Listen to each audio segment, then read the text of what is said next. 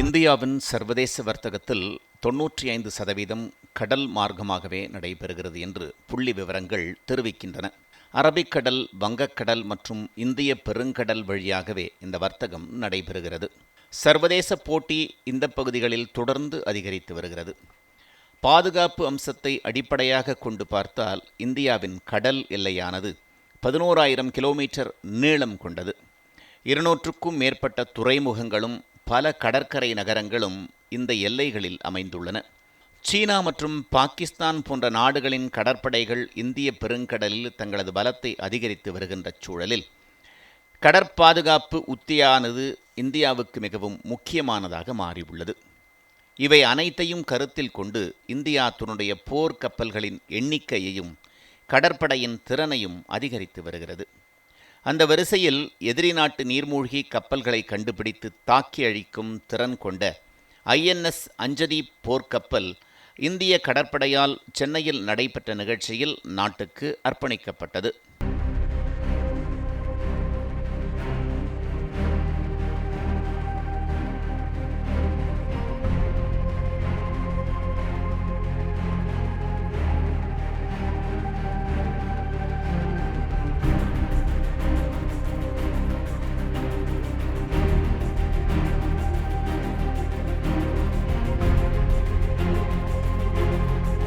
உள்நாட்டில் தயாரிக்கப்பட்ட நாட்டின் 3வது நீர்மூழ்கி எதிர்ப்பு போர்க்கப்பலான இது சுமார் 80% உள்நாட்டு தயாரிப்புகளை கொண்டு உருவாக்கப்பட்ட அதிநவீன போர்க்கப்பலாகும்.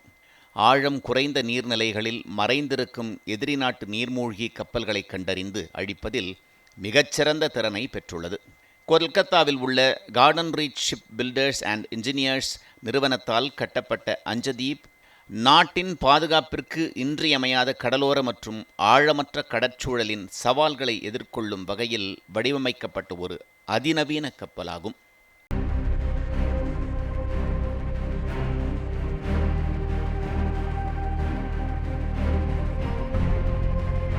₹780 கோடி செலவில் உருவான இந்த சுதேசி வேட்டைக்காரன் இந்தியாவின் நீண்ட கடற்கரை மற்றும் பிரத்யேக பொருளாதார மண்டலத்தின் பாதுகாப்பை உறுதி செய்வதில் மிக முக்கிய பங்காற்றும் என்று எதிர்பார்க்கப்படுகிறது.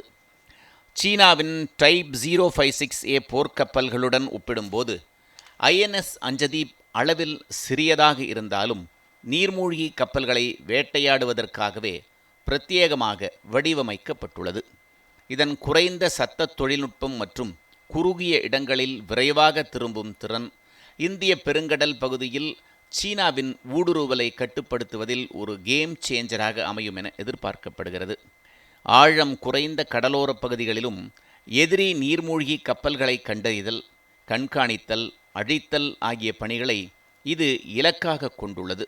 உள்நாட்டு அதிநவீன நீர்மூழ்கி எதிர்ப்பு போர் ஆயுதங்கள் மற்றும் உணர்கருவிகள் இதில் உள்ளன. மேலும் லகுரக ஏவுகணைகள், நீர்மூழ்கி எதிர்ப்பு ராக்கெட்டுகள் ஆகியவை இதில் பொருத்தப்பட்டுள்ளன. ரோந்து, தேடல் மற்றும் மீட்பு நடவடிக்கைகளை மேற்கொள்ளும் திறனும் இக்கப்பலுக்கு உள்ளது. 77 மீட்டர் நீளமுள்ள இந்த கப்பல் அதிவேக நீர் ஜெட் உந்து விசை அமைப்பை கொண்டுள்ளது. இது 25 நாட்ஸ் கடல் மைல் வேகத்தை எளிதில் அடைய உதவுகிறது.